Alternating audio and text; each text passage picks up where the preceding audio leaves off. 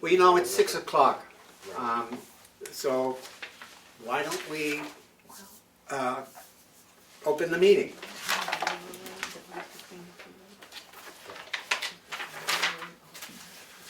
So the meeting is called to order. We're going to start with the approval of the minutes from January 29th. Does anyone have any comments, additions, deletions in regards to the minutes?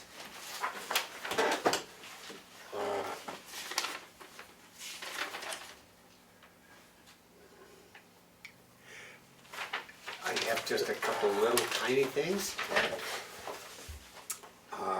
Under 5, old business, second paragraph, just, it's, you know, I think it's at the end of the second line, on submission, I would rather see upon submission. So just change the word on to upon.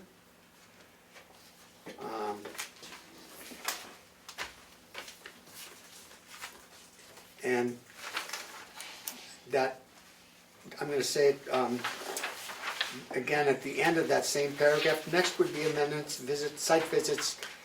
It should be public hearings rather than just hearings, or public hearing.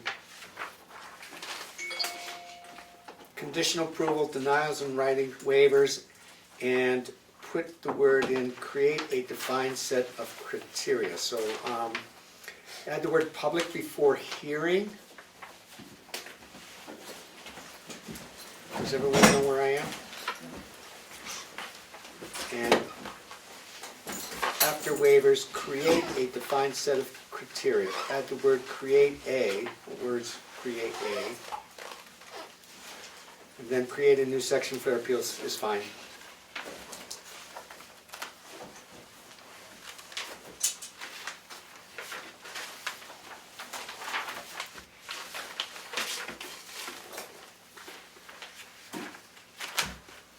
I guess that's all I have. I just had one thing. When we were doing the Charlene Canal boundary line adjustment discussion, somewhere in the midst of it, we were having lots of discussions about roads and stuff. It says that Andy would like it to state, quote, a road as shown on the plan as approved by the planning board. Where in that part are you? So in the middle of the, yep, so in the middle of, yep, right here. This. Yep, so I'm not sure exactly what I said, but I didn't intend to say that I wanted it to say that. That's not what I wanted. I didn't want it to appear as though we were saying, as if by our approving, we were creating a road as shown on the plan, approved by the planning board, because then that could be construed as a road with qualifying frontage in the future, if that makes any sense. It probably doesn't. So that's the last thing that I want that plan to say is that we are making it a road as approved by the planning board. I'm not sure how that conversation went at that point. Is there a road shown that was approved by a previous planning board or something that we were talking about? There's the ice road that's on the plan, and so if it appears as though we are saying that ice road is a road, then we're opening a can of worms for the future. And so then the next line, you know, we are agreeing that the road is not changing status. That's more of what we were. We are not agreeing that the road is changing status. We are, yeah, right. We are agreeing that the road is not changing status. So you want agreeing? We are. I don't. I basically don't. It's. What do you want me to put in here? Yeah, you should We are. just say what you, because I get what you're saying. I don't want.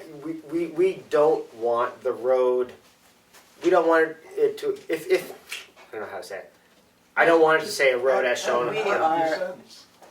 I'm sorry. Have not your sentence. That's not. It says It's not a road as. No, the earlier sentence. We are not agreeing that the Andy road is changing was- status. Yeah. And then We are next- not next agreeing that the road is first changing one before status, that. and just take the whole first line out.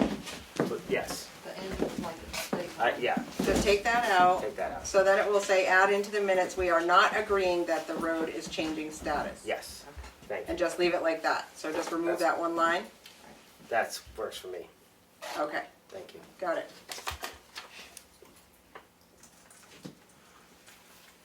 Any other comments? Move to accept as amended. A second. All those in favor say aye. Aye. Any opposed? I abstain, I don't think I was here. No, you wouldn't. That's true. One abstention.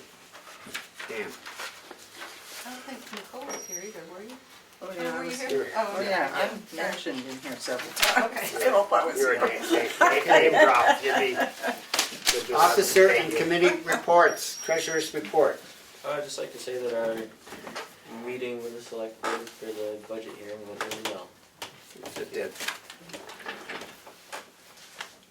Secretary's report. Okay, tonight we have a design review hearing.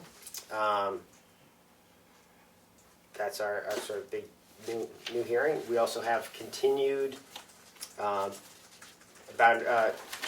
Pinnell boundary line adjustment continued from last month. As far the other sort of continued item is the Killeen lot merger, which hopefully we have everything necessary to. Do you have the information on that? It Yes. didn't Well, appear. I don't know where it. We'll talk about that. Okay.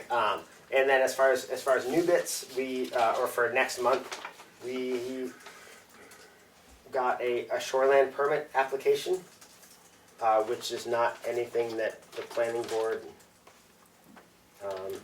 Right. weighs in on or anything. So it's like a wetland permit application. It just came to us on East Shokoro River Road, and then also we received a paper application for a conceptual hearing for a subdivision, which Next month. next month. We haven't received it digitally apparently at this point, so it may or may not happen next month. But that's Okay.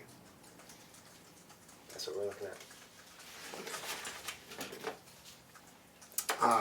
Why don't you keep going with the municipal building committee? There was no meeting again this month, and so it's continuing the process of putting together, I think, a letter or presentation of sorts for town meeting. Rep to the Development Commission, Economics Development Commission, sorry, and the Lakes Region Planning Commission. Okay, and also Mount Washington Valley Economic Council, I'm gonna include that too. Very well. Because the reason being that, the Lakes Region Planning hasn't met for 2 months, but they start meeting next month. They're off for 2 months, February, January, and February. But I was at the, Mount Washington Valley Economic Council meeting this morning. And, one, just to give you information, there's gonna be debates that they're holding on the federal level as well as, the governor. Those will happen whenever they announce them, but they'll have the senators and representatives and governor different times. That would be interesting to go to, I think. And I think that they've sent you, do you have something for you to announce, or I can tell it if you didn't? Did they send you to be told to all selectmen, all planning board about a regional collaboration meeting, breakfast? Okay, I said I didn't get it either, and I said, but I bet tonight I have a planning board meeting, I bet I'll hear about it tonight, because they said they thought they sent it to the chairperson. But anyway, I'll tell you.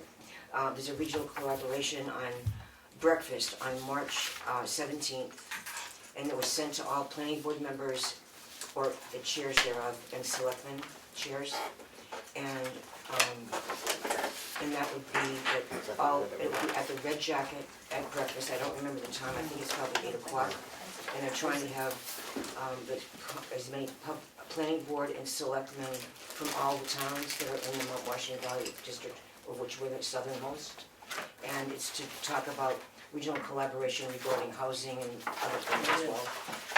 So that's just put it in your calendar, and I'm sure that we'll come up with the actual invitation at some point. So I'm sorry, that is March 30th, March 17th. March 17th. I think it's St. 8 Patrick's o'clock, Great day to and it's a red jacket, The red jacket, and it's breakfast. 8 p.m. AM, right? So 'Cause he said how breakfast. how I did I wrote get just- that, how she did I just get wrote that PM. missing email? How does that come to me? Well, I only heard about it today, and he said that he was pretty sure that it was sent out the day or two before. I meant to say 8. Sorry, my fault. Anyway, so Okay. the point is, it's just to kind of get a sense of what's going on among the different towns that are part of that, on several different points of view. Okay. And for economic development, now I'll jump to economic development. We're planning 2 forums during the year, one of which will be on how entrepreneurs and new businesses would be forming LLCs and how, what limited liability corporation things. The C might be something different, but limited liability companies anyway. And just to kind of help people know how they could form that. And then the other thing we're gonna do is, at another point, we're gonna have a educational for the town of the broadband needs and why there needs to be that for medical and education and whatever you can think of for economic development, for house values, real estate values. And that's it. Oh, That's a lot. and wet paint is Okay. the 27th of April through May 3rd. And you know how all that goes. Wednesday and Friday there'll be art for sale and like a gala thing. And then the big gala is Saturday, and that's when you've all been to it before, where they have the paintings, all kinds of paintings from the week practically. And then the big dinner, that's that night. That's a fundraiser for, and our recipient of the fundraiser this year is the Barnstormers. Okay. And that's at the preserve? Yeah, all of it, yeah. Friday will be the town walk here, and Wednesday, I think Wednesday is at the farm stand. Okay, I assume there'll be a schedule. There will be, but I Okay. try to give you plenty of notice, so Yeah, you can very write it good. I down, love that. and then Yes. you'll be there. That's what we're doing here. Good, Plenty thank of you very notice. much. Go ahead. Okay, Selectmen's rep. First thing I'd like to remind everybody that March 11th is the town meeting. So I would encourage everybody to come out and voice your opinion. The second thing I would say administratively is to have some patience with us here at the town office. We're going through a perfect storm. As you know, we have 3 ladies in the back. One of them is out on extended personal leave. One is moving to Florida, and the other one's house that she was renting was sold out from underneath her, so she had to move to Massachusetts. So We have one person in the back. it's gonna be some difficult times here coming up until we can start. There's a lot going on. There's a lot going on. Yeah, so like I said, it's the perfect storm. It is, Dear the me. hearing is next week. And with that being said, this is my last hoorah. I will no longer be attending these meetings. You're gonna miss Oh, well, you're gonna miss next one, huh? Well, we'll miss you. Thank you. Yeah. Thank you for all your work. That's right. Okay, rep Oh, yeah. to the Economic Development Commission. I'm sorry. I already did mine. Yes, you did. Rep to the Conservation Commission, thank you. I don't think I actually have anything except, looks like we have something on old and new business about groundwater protection ordinance. So we Okay, can discuss that then. and that should be a part of our discussion tonight too. As far as education, I went over the Town and City Magazine's educational input from last meeting. We haven't got a new one of those yet for this month, but I wanted everyone to make sure that, and I sent this to everybody on the board, it's this 26th Annual Spring Planning and Zoning Conference on Saturday, May 30, 8 a.m. to 4 p.m. It's in, it's sponsored by the Office of Strategic Initiatives, and registration will open in April, and it's in Concord. Quite certain of that. Okay, didn't say here, but it's in Concord. So it's a really good thing to attend. There's a lot of different programs that you can sign up for, and I've gone in the past. It's very valuable. So with that, our first public hearing is the Charlene Pinnell boundary line adjustment, map 415, lots 19 and 19.2, which is a continuation of the application from our meeting in January. But I would open up the public hearing for that at this point in time. So, Jim, I am up. you're on stage here. Here's, as requested at the last hearing, I brought 5 copies of everything, so I hope that was enough. But the additional waiver requests and then revised plans, and I'll put a revised plan up. So your digital version did come to us. Yeah. It would be handy to have the physical copies arrive when the digital copies come to our plant, to our inbox. I think it's just helpful. Okay, I mean, we hadn't discussed any of that, so I actually called and asked about the digital copy and then. Okay, so I'm gonna spread this around. Well, you should have that.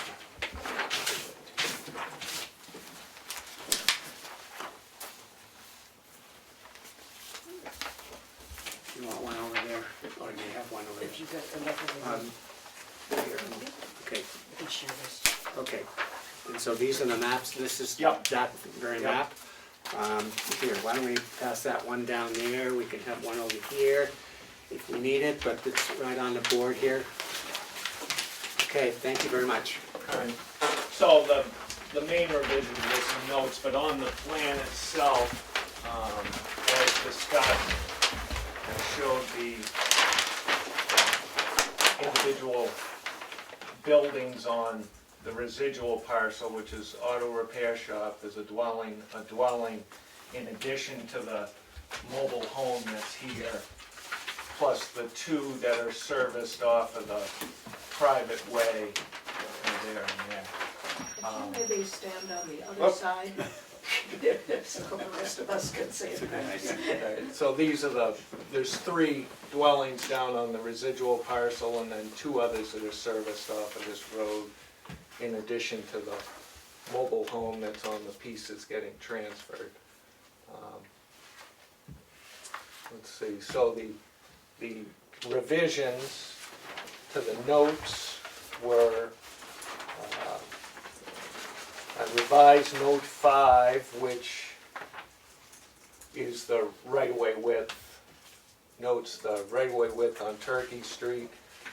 Turkey Street is a Class 5 town road that was also added in. Notes 6 through 8 were added. 6 is Ice Road is an existing private way currently servicing 6 individual structures, 4 dwellings, 1 mobile home, and 1 auto repair shop. Let's see, where are we here?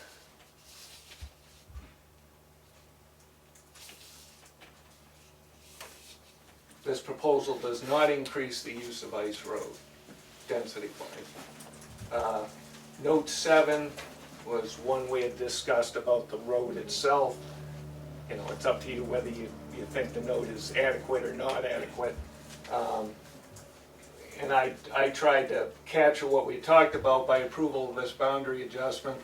The Tamworth Planning Board is not recognizing Ice Road as anything other than an existing undesignated private way.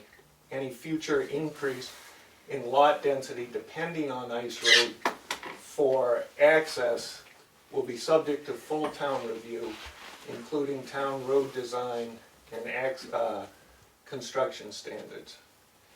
And then lot 8 was added. Lot 19 has 3 existing individual dwelling units and an existing auto repair shop. The building locations shown are approximate locations on the overview plan taken from the aerial imagery.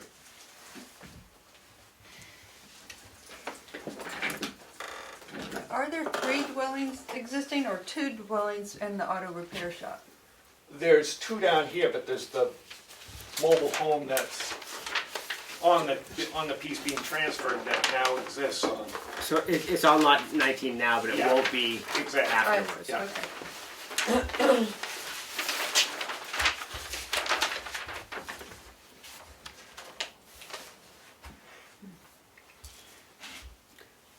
So it's my understanding that the discussion from last month, you're essentially meeting the conditions that we considered needed to be updated and were at that point insufficient, and that this new plan rectifies any of those concerns that we had. I attempted to, like I said, that one note, I mean, is subject to review and Yeah. you know, tweaking as you might need to. I know. I was the sort of the squeaky wheel in the corner here, and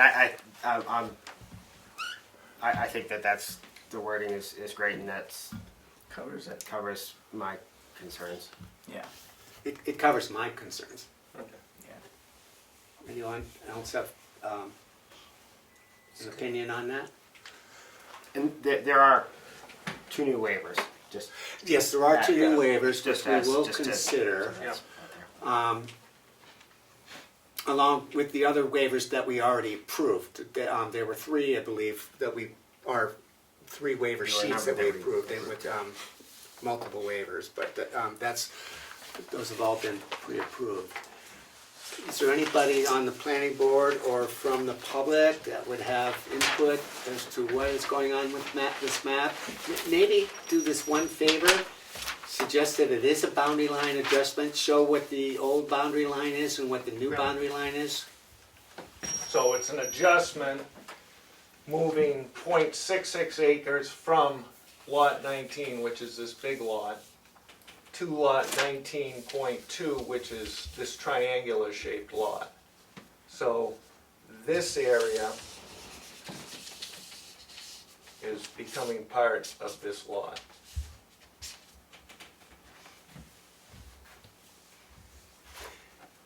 And the idea was to have the well, Yeah, I mean, the whole driving force of this was this well service not only this structure, but this mobile home, which Konsinski, it's their well, and so Ms. Pennell wanted them to control their well. So that was sort of the impetus to it.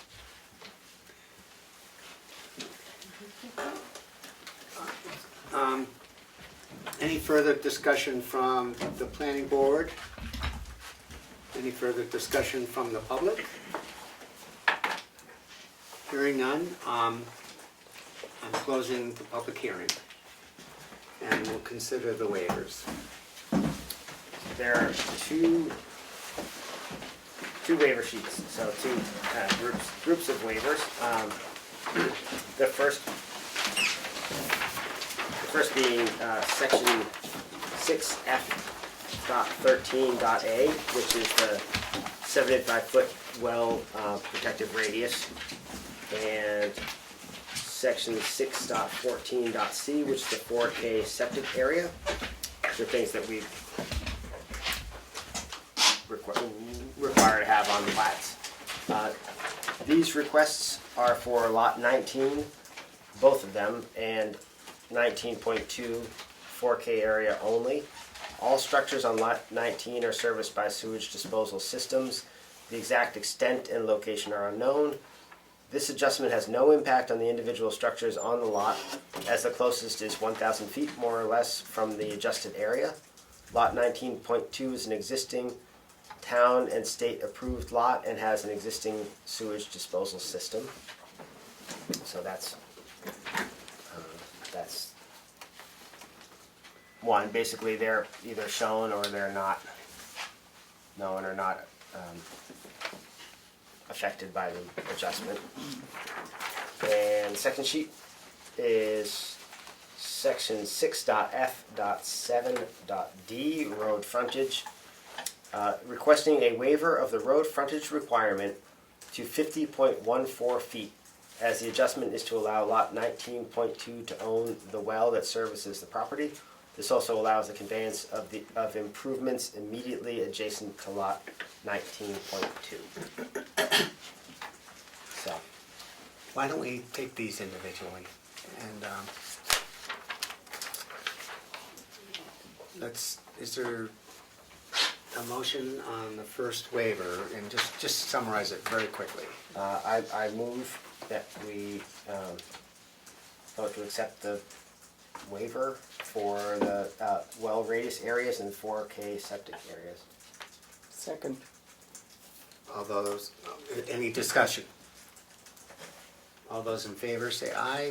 Aye. Any opposed? Okay, that's approved. And the second is for the road frontage. Likewise, I move that we vote to approve the waiver of the road frontage requirement. Second. Any further discussion? All those in favor say aye. Aye. Any opposed? Unanimous? Okay, so that puts us in the position to vote on the application as a whole.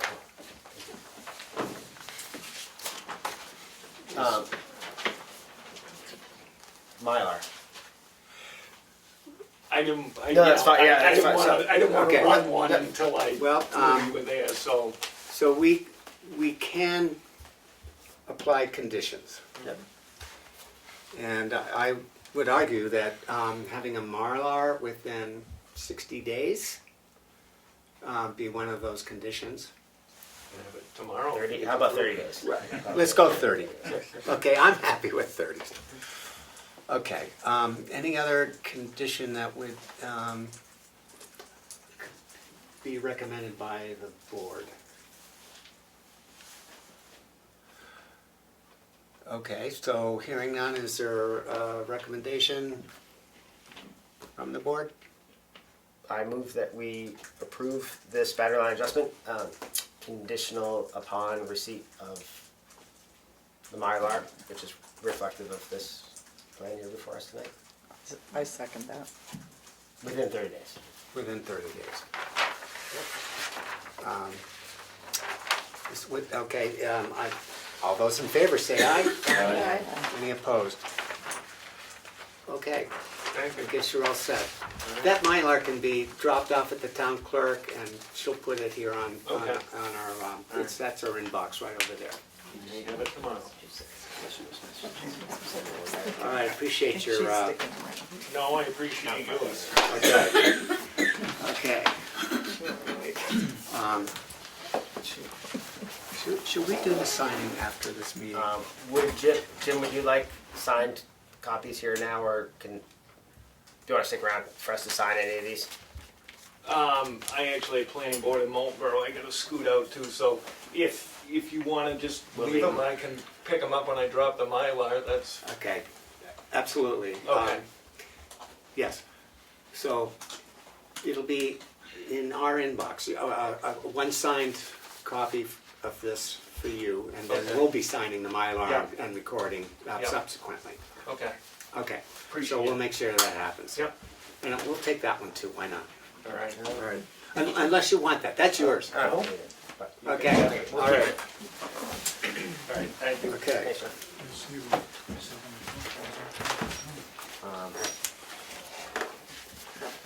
All right. Put all those Here, over here. why don't we put this in one pile? Do you have the, why don't we keep all the copies? Okay. So,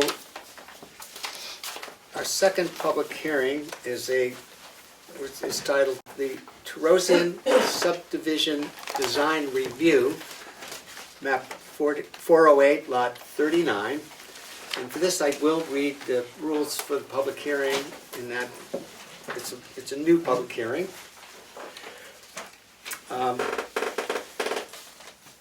First, I'd like a recommendation from the secretary as to the completeness of the application. I move that we accept this design review application as complete. Second. All those in favor say aye. Aye. Any opposed? So the conduct of the public hearing shall be governed by the following rules. The chairperson shall call the hearing in session, introduce the board and the applicant or agent, and describe the rules of conduct for the hearing. So I hope this is our board and our agent. Is our agent here? Okay, that's Jim Rhines. He was supposed to be. We'll see what happens. Any person with an interest in the matter may testify in person or in writing. Any material presented to the board as evidence shall become part of the public record and will not be returned. A person who wishes to speak shall be recognized by the chairperson and shall state his name and address. Any question of the applicant or agent must go through the chairperson. Members of the board may ask questions at any point during the hearing. So, the secretary, why don't you summarize the application? Pardon me if I misspeak at all, but I believe that the intent is, I only have one copy of this, is to subdivide an existing lot into two, one lot into two parcels. Why don't we put that right on this board here? But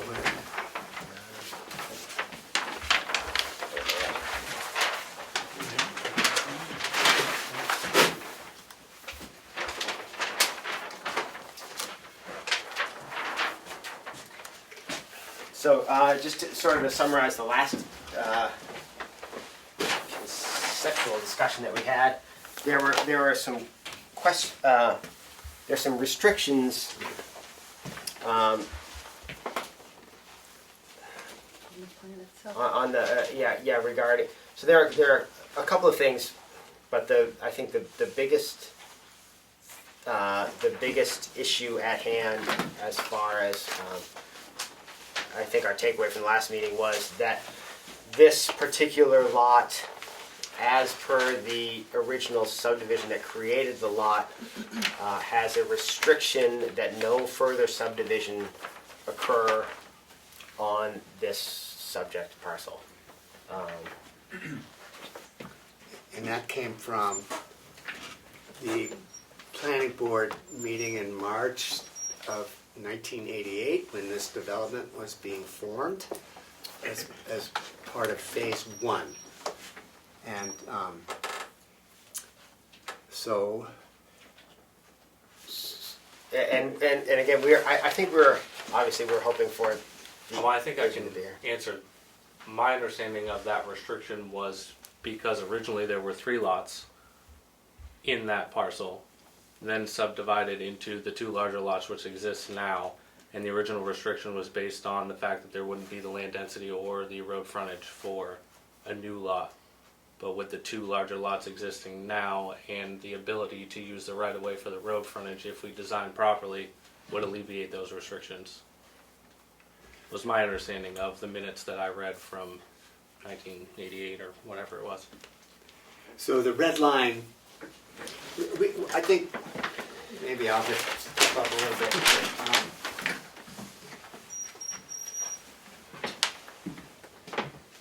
So the existing property is centered on a right of way.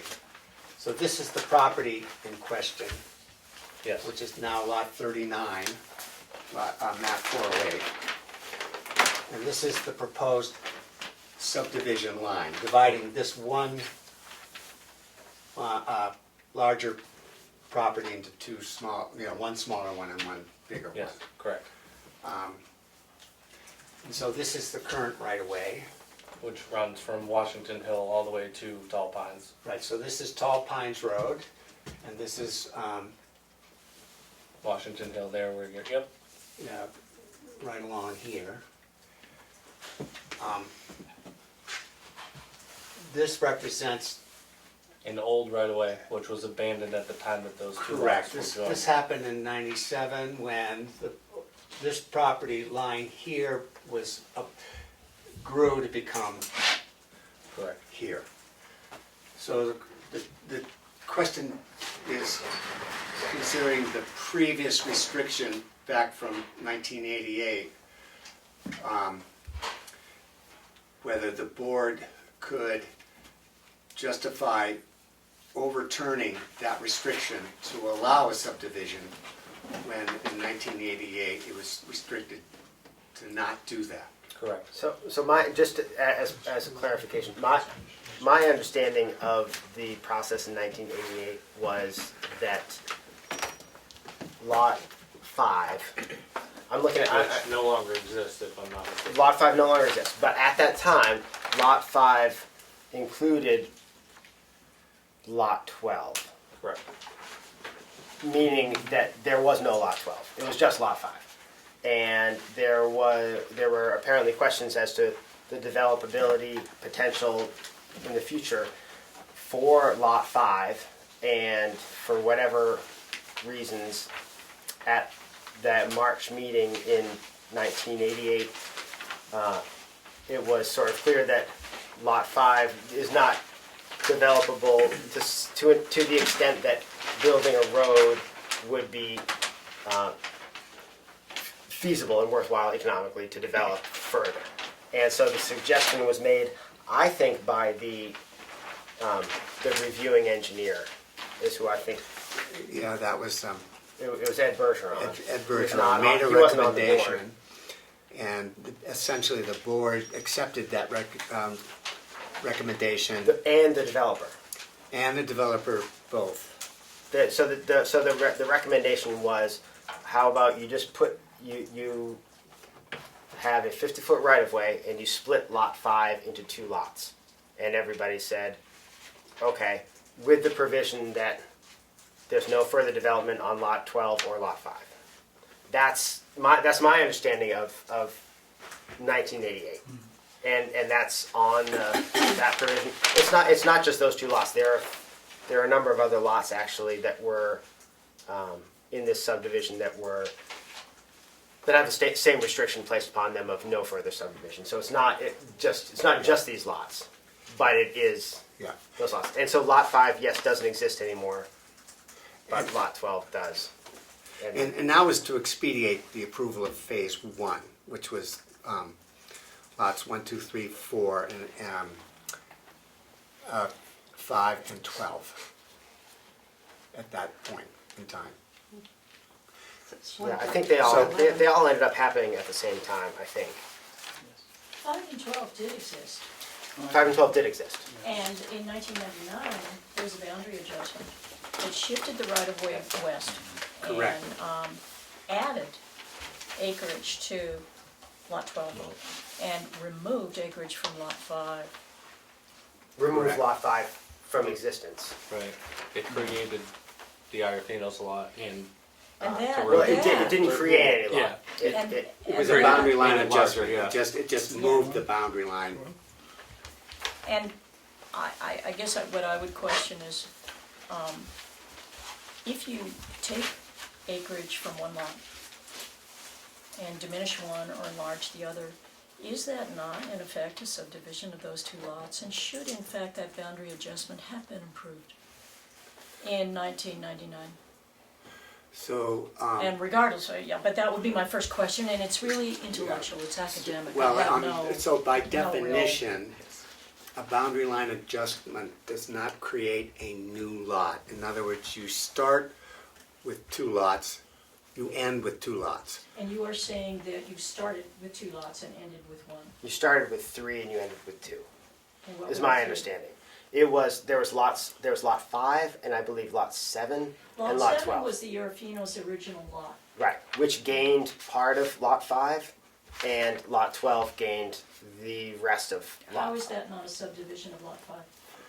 Because you're not you're not create- creating any new lots. That lot is going away. It's in effect Just a, moving this line. yeah, or it's a lot merger and boundary line adjustment. I think is probably a more apt And so description. now we have the request to subdivide lot 12, Correct. having disappeared lot 5. Yeah, correct. It's got nothing to do with lot 5 anymore. Okay, Other than lot 12 is bigger than it was at the time of correct. the original subdivision. Okay. But the easement was also adjusted, The easement was moved west, You mean the right of way? right the away. right of way. Just a matter of protocol. You're the owner of the lot? You are, I'm sorry. Why don't you introduce yourself? I'm sorry, I'm a little behind the 8 ball here. I'm Brian Trojan, I own the lot in question. So when we, just raise your hand, which I do appreciate, why don't you introduce yourself, who you are, so we know at least your name, and maybe your relationship to the application. Yes. I'm Mary Beth Bliss, and I'm a butter, and I welcome the use of the right-of-way for access from the residents of Tall Pines to access the trail system on my land. A number of equestrians, walkers, hikers, bird watchers from Tall Pines enjoy access to our trail system on the other side of Washington Hill. I own 113 acres on the opposite side of the lane in question that goes past the orchard, which is the right-of-way that got adjusted in 1999. And we were promised back in 1988, when Bruce Thomas put in that subdivision, we were definitively promised that that lane that goes past the orchard would never be used to hook up a road to the rest of Tall Pines subdivision. And that furthermore, it would be used for these recreational purposes that we celebrate and we welcome on Washington Hill Road from the residents of Tall Pines.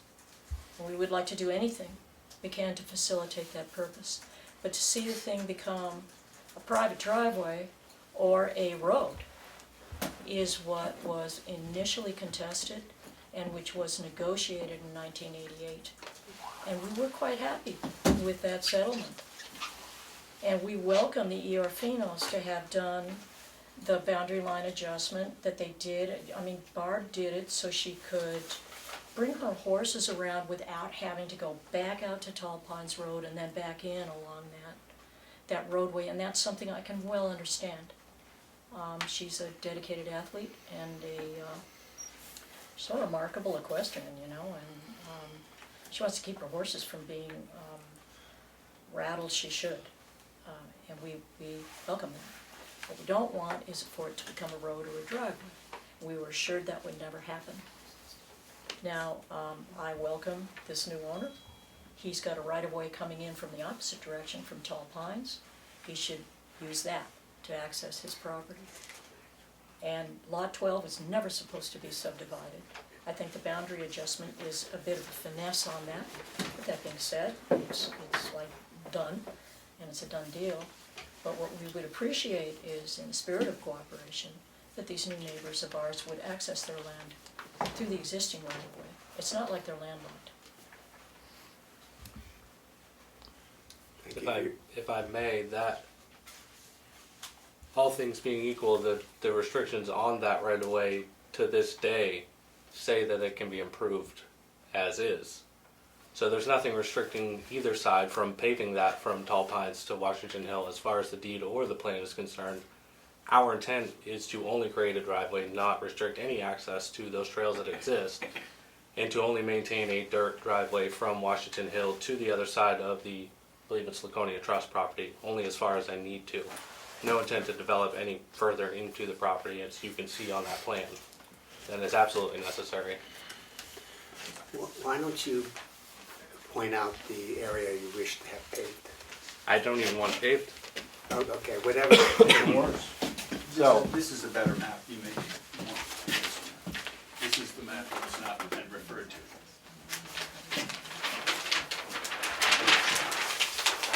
There are two maps of this property. I don't know that I've seen this one. No, it's not been referenced, but that's the other map. And it says right on there, lots 5 and 12 were not Right, there are two subdivided. maps. Yeah. That one shows the, Right, off of Washington Hill. Tall palms. Okay, so this is, actually, the lot that's in question isn't even on this map. Yes. So, Yes, Well, it is. I did the older version, so This is not an older version. this is, if I'm not mistaken, lot one. Right. Oh, I'm sorry. I might have the other sheet here, Yep. I'm sorry. depending upon, yeah, I don't I know. don't think so, I don't think so. Okay, I think I can explain what I mean. We're kind of like this. Based off of this map here, honestly. Okay. Andy, do you mind just staying there in case we have a question about where I don't wanna things be are on the in map? the way Maybe you here. can help us out. If I But- could, yeah. If you stand on the other side, can you see? All right, You care? so, well, I'm not gonna kick Andy out of the way, You so can I'll kick try me to stand behind. But this is the right of way that exists already, from Tall Pines all the way over to Washington Hill. As of right now, the Iarfinos or the Terosians have every right to pave that if they wish. They just cannot ask for funds from the abutting property. There's no restrictions on the development on that right of way.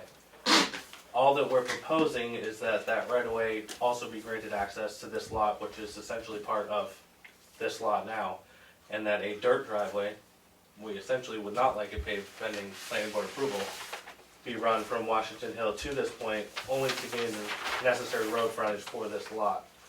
And at no point do we intend on restricting any equestrian access or any other kind of access to that right of way, which technically has no access to anybody outside of the abutting lots. If I might, I'm Mary Beth Bliss's husband, I'm the abutter attached to the other abutter. The statement was very disquieting to me to say that the Orfinos have every right to pave this particular road. Now, if this was only being solely accessed by one of the single lots, that would seem to me to be pretty substantial.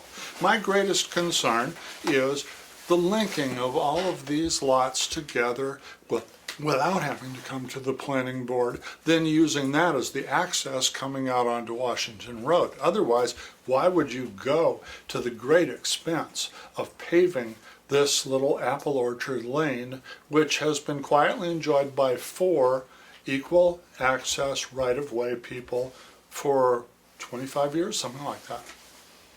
So, just as a point of clarification, I think from the board, the exact language of the right-of-way easement is not on the plan here.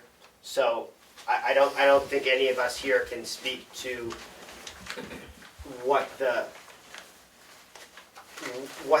actual language in that right-of-way says. Whether or not it says it has to be a dirt driveway, it has to be, I mean, clearly, I look at the plan and I say, obviously, these lots have the right to use that to access their property for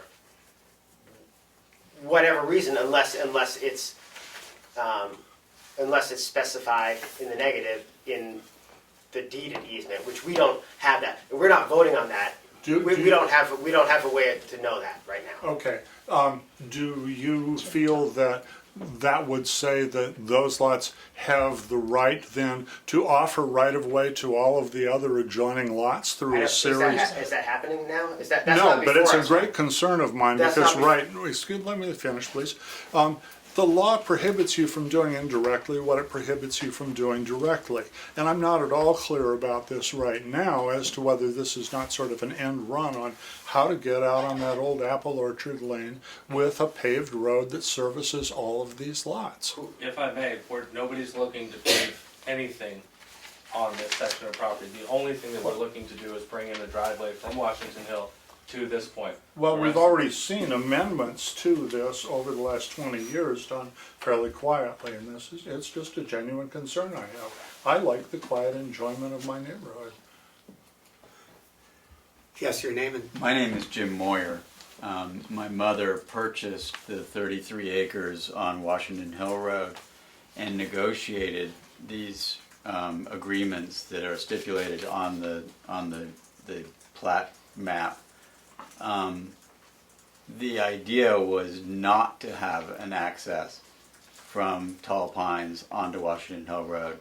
She purchased that property to prevent that and negotiated in '88 for this de minimis right-of-way along the Orchard Lane as a way that equestrians and trail walkers could get from one development into the trail network on the other side of Washington Hill Road.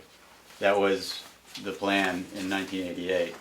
It was the plan that forced her to purchase the property and to put it under a conservation easement with the Lakes Region Conservation Land Trust. why don't you point out which property is? It's This the property. whole side. the whole side on Washington Hill Yeah, Road. this whole, it's essentially the same size as this lot, only It was done exclusively, well, to protect that property along Washington Hill Road I think that. from other ingress from Tall Pines. If I may, again, that we keep getting back to the point where somebody thinks that we're trying to access Tall Pines from Washington Hill, which is in no way. We would Yeah, rather yeah. you access Tall Pines We would with your access- subdivision. We don't particularly have any objection to the division as long as it does not have an egress that's primary onto Washington The Hill Road. division, I think, is illegal. I'm division Stan is- Marsden. Okay, introduce yourself, please I'm again. Stan Marsden. I'm the guy who's named the Orchard Road. I'm the guy with the orchard. You own this property. I own this property right here, Stan and Nancy Marsden. I was a part of many of those hearings in '88. It was clearly understood that there was not gonna be an additional development or subdivision of these properties. Clearly, that was the understanding that I had and that many of the rest of us had. I was shocked to see this proposed subdivision.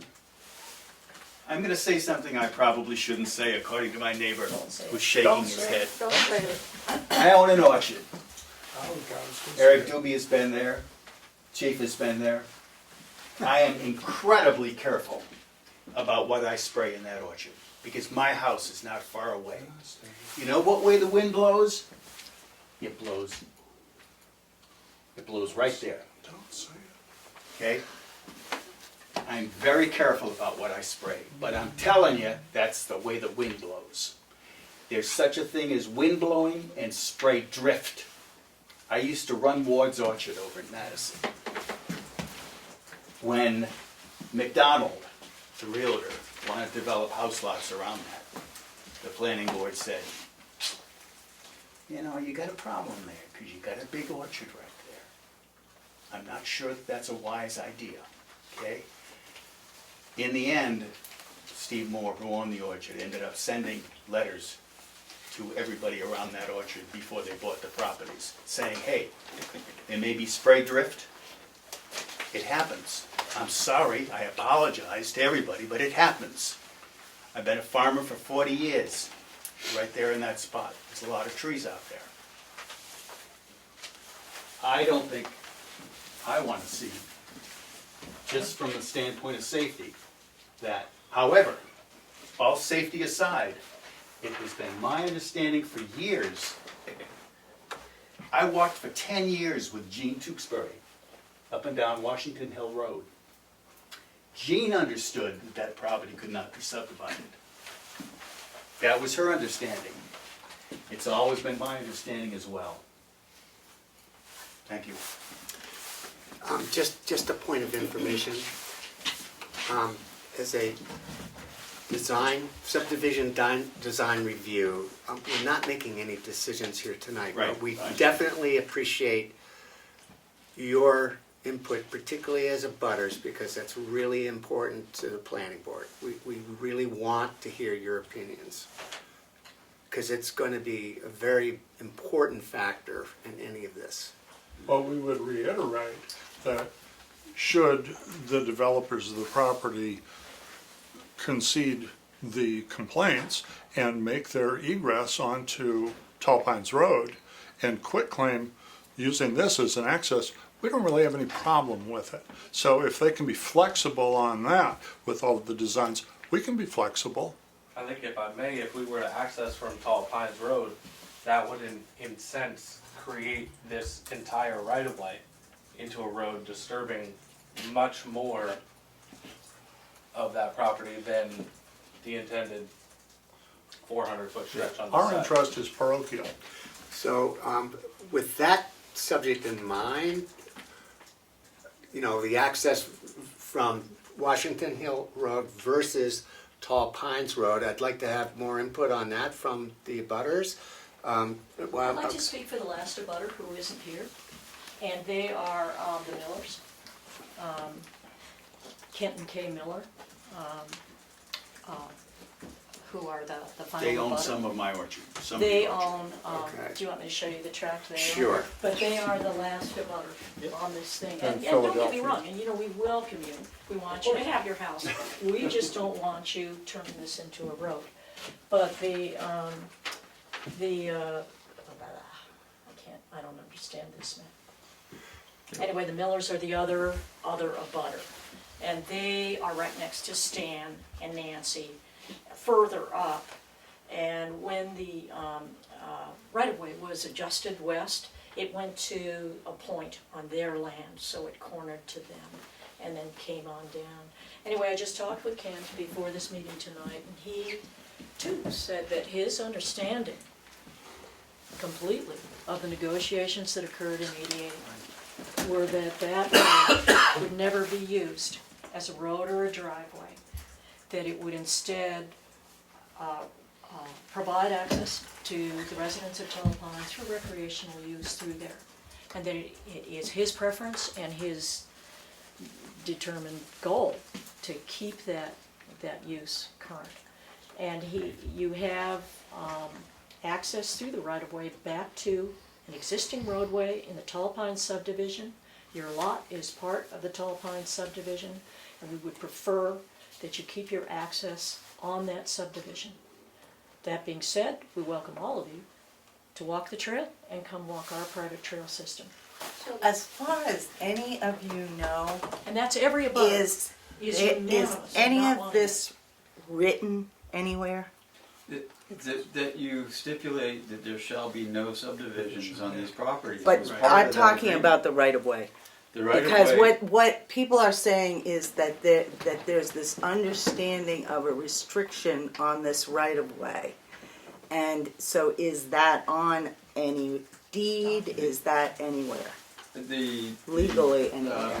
Lakes Region Conservation Land Trust will have all of those deeds because they were granted the deeds to our property. When my mother purchased the property, and I can only tell you what I remember her speaking of, was that there were rights of way with gates and bars that had to be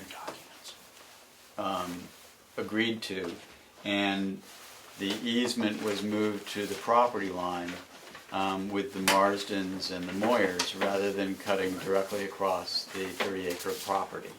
And so that was, as far as I know, a negotiated easement, and then the agreement that there would be no subdividing of the property further than that, and there would be no connection between Tall Pines and Washington Hill as a vehicular easement ever. And that was the agreement in 1988. That is my understanding of the agreement as well. Bruce Thomas came to me and he said, I'm going to have to abandon what I thought was going to be the right of way into Tall Pines. He said, now you enjoy it and Heather enjoy it. And that was essentially it. Thank you for raising your hand, I'm gonna recognize you. I'm Don Berry from the Lakes Region Conservation Trust, and as Jim Moyer mentioned, we are the owner of the parcel to the south of the right-of-way. I have to confess, I've done a little research on this, but not as much as I wish I'd had time to do by now. I haven't found in our deed a reference to everything we're talking about, but I don't know that what's being discussed would be in our deed because it affects so many other parcels. I think it could be in other documents. And that, I think the issue, the reason I asked that question is that our job is a legal job as well as making thoughtful decisions. And what you're discussing is something that we need to see that. It's fine to say this was the agreement in 1988, but we need to see some documentation of what that agreement was. What you do have in front of you is a statement to the effect that lots 5 and 12 are not to be subdivided. Right. It's right there. So there are two, That's right. there are two. That's the baseline. Well, but there, I don't disagree, but there are two distinct issues being discussed here as I see it. One is the restriction on the 1988 subdivision as to no further subdivision. The other issue that apparently is as big of an issue, if not bigger, is the right-of-way and what is allowed via that right-of-way easement. And that we don't, that's not expressed on the plan.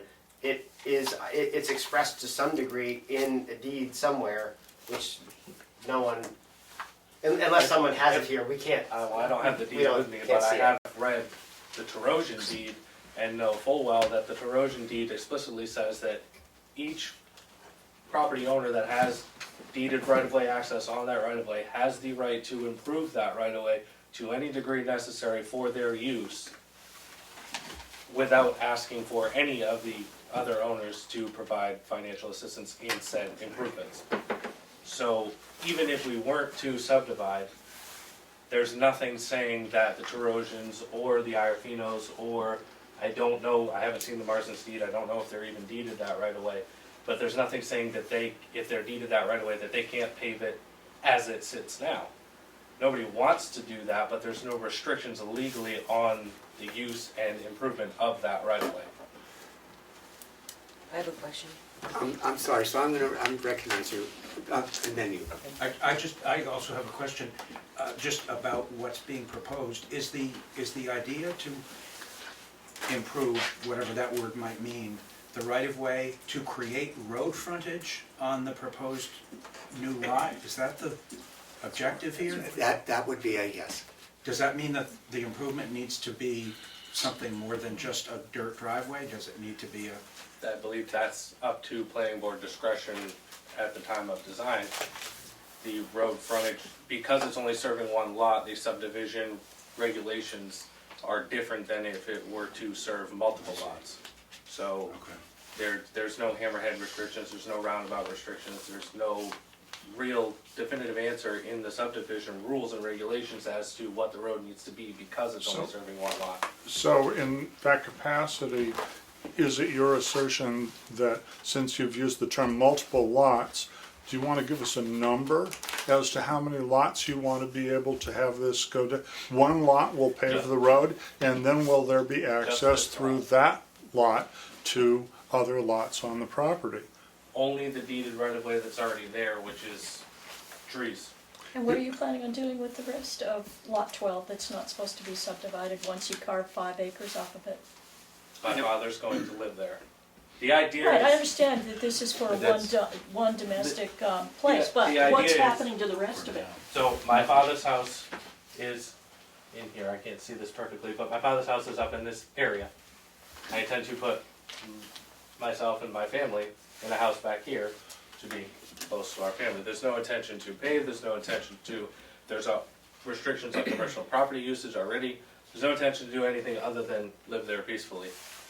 That's an excellent thing. That's an Our concern greatly is whether there's a camel's nose under the tent So, here. just And to- we would like to simply know whether you're willing to concede specific limiting language. Would you suggest that you access your 5 acres Preferably on, past your dad's house? With all due respect, that, any further development besides a 2-lot subdivision, so creating one additional lot, anything beyond that is not before the board. at all. So we can't even, it's pointless to discuss that. We have no authority over that at this point. Well, it shouldn't be subdivided in the first place. That's what's at issue now. that is our Further vote. subdivision beyond that is not anything Sorry. that we have any say over right now. Okay, that's not what we're talking about. Pat, please. Okay, what I'd like to ask is, it seems, first of all, there hasn't been the determination of whether the subdivision will happen, but let's pretend it did. The other issue is the road and the, be it paved, not paved, dirt, whatever.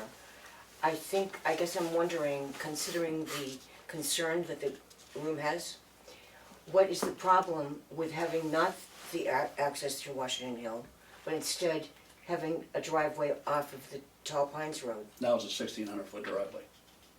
No, that's a road, no. Well, No, it's not- this it's is not. not a road, this is the That's just- same right of way that's that woods. comes to here.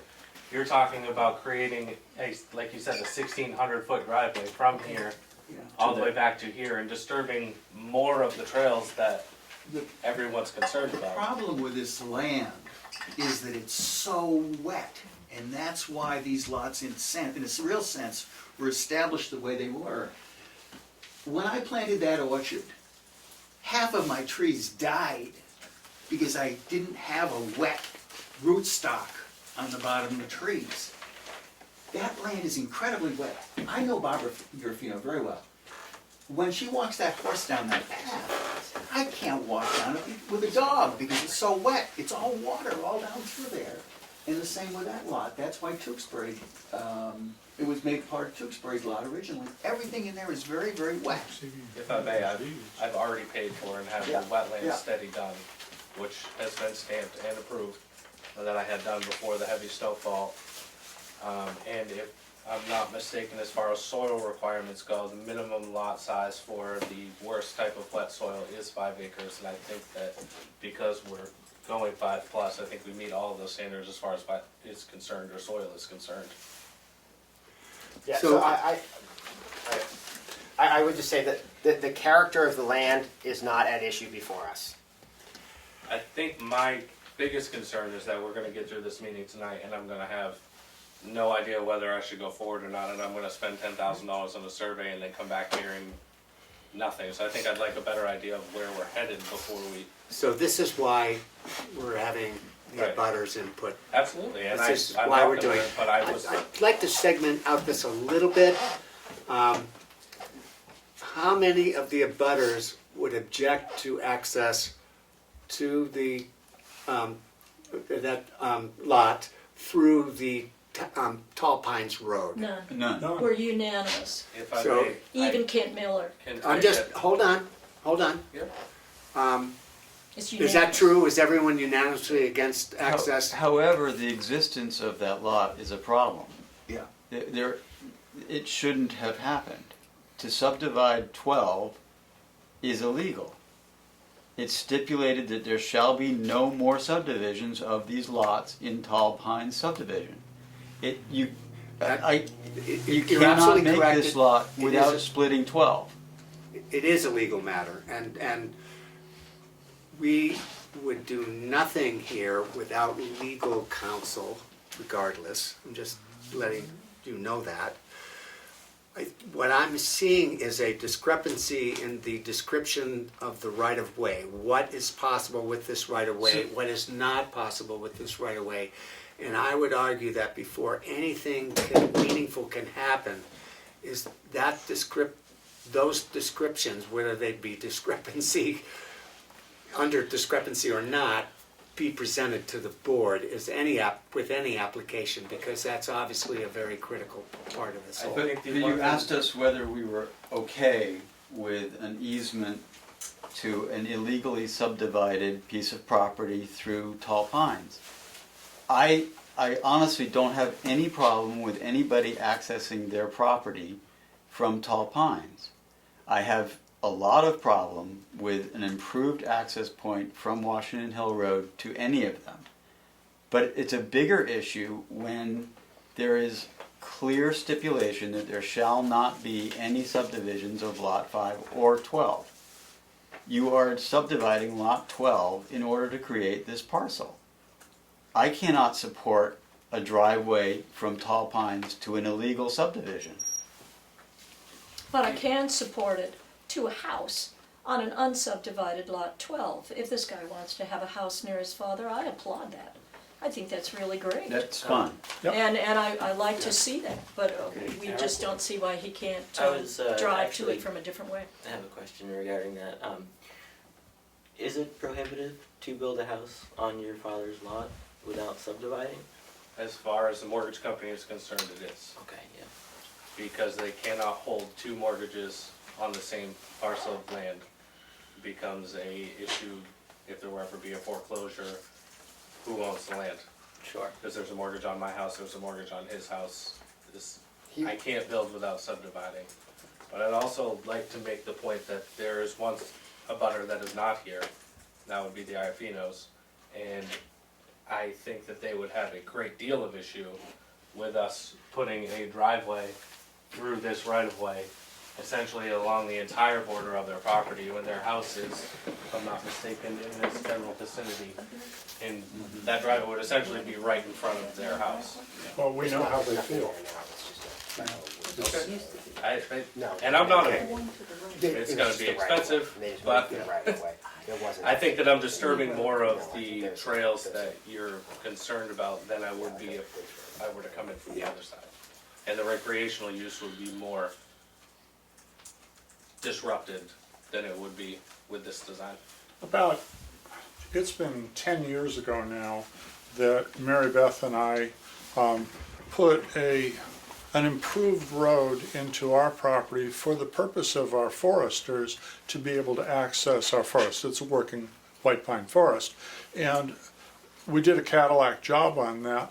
And it did not take long before the assumption was made, both by the town of Madison and a number of people over here, that this was a Class 6 road. It was anything but. We could document very well Stan Coville and Mary Beth's father, Ray Bliss, building that road. But nonetheless, we suddenly had all of these intrusions onto it, thinking, boy, this is a great way to get all the way over to Madison in a hurry. And we petitioned the selectmen with very ample documentation, and it was not easy to get them to say this is a private road, this is not a Class 6 road. It's really interesting to watch how this stuff morphs. Okay. No, my opinion of the matter at present is that it's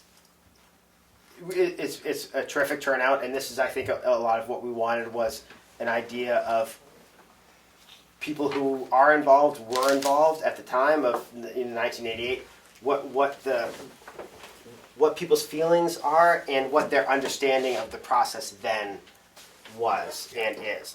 And to me, I think this is great. That being said, we could be here till next Tuesday talking about opinions of things.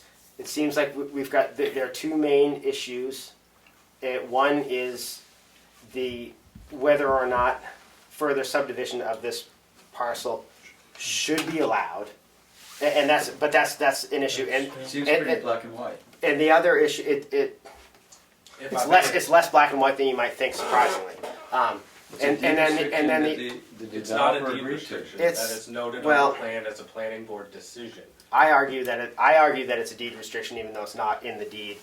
And It's and one the that legal the opinion. developer agreed to. The legal opinion is different. So, but that's to your point. That's one, and to me, that's the main issue that we can. We're not going to vote on it because that's not what happens here now. But that's one. I think the major issue. The secondary issue, which has, to my mind, has just come up tonight, is the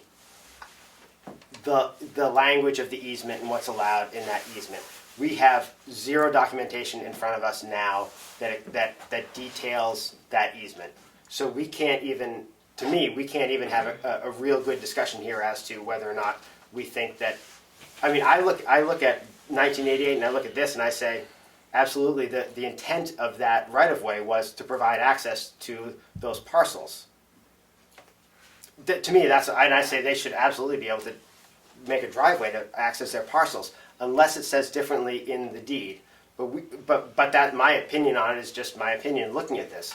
we don't have those deeds in front of us. So to spend much more time talking about should they access, shouldn't they access, could they access, can't they access, we don't have it, we don't have the information. Well, let me ask you this then. If that's your position without looking at that back into 1988 and saying, well, it clearly allowed this access, I didn't why say does that. it also say that 5 and 12 cannot I didn't be say, subdivided? I didn't say that. No, he I say looking at the plan, to me, the only reason to have that right-of-way through there, and looking at the minutes, it was split lot 5 into 2 and put a right-of-way down the middle of them. That, to me, is put the right-of-way down the middle of them to provide access to those 2 parcels. Otherwise, what's the point? But, again, we don't have those easements. So to keep going down this rabbit hole, to me, is we could be here till Tuesday, and I would prefer So, not to be. I can speak to that. Do you have that in front of you, When though? the Alfinos did worked with the Tewksbury's to move that right away, it was Barb's stated need, goal, and desire to get her horse That's right. from her barn along that trail To our place. to the trails on Washington Hill Road. That was for the That movement was of the the right-of-way. point. You But said what was that the- right-of-way existed already. No, but she moved it specifically when she Okay, but- acquired what was the remains of Lot 5. When she acquired it, she moved it there so specifically it could be used as a recreational trail. That is why But we don't they see did that. Okay, We may I can't make That's a what you're saying. Oh, well, it recommendation? looks like, of course, it So was to I'm- provide I- access to the lots. I think we're getting to the point where we need to kind of wrap this up. Sure. But I would like to open it up to any other people who have yet made a comment or would like to make a comment now. So this doesn't go on and start going in circles. Can I ask a quick question? Yes, you may. One question that I think you can answer. How do you access your house? Would you show me on the map? Driveway runs right off this corner here to the house here. Okay. House is located right there. And your, On the old easement. would it be an accurate statement to say that your son could access that same way, but he would have to pay to build a driveway back to his part of the lot? More than likely, it would have to either, it could run right here, it could run right here.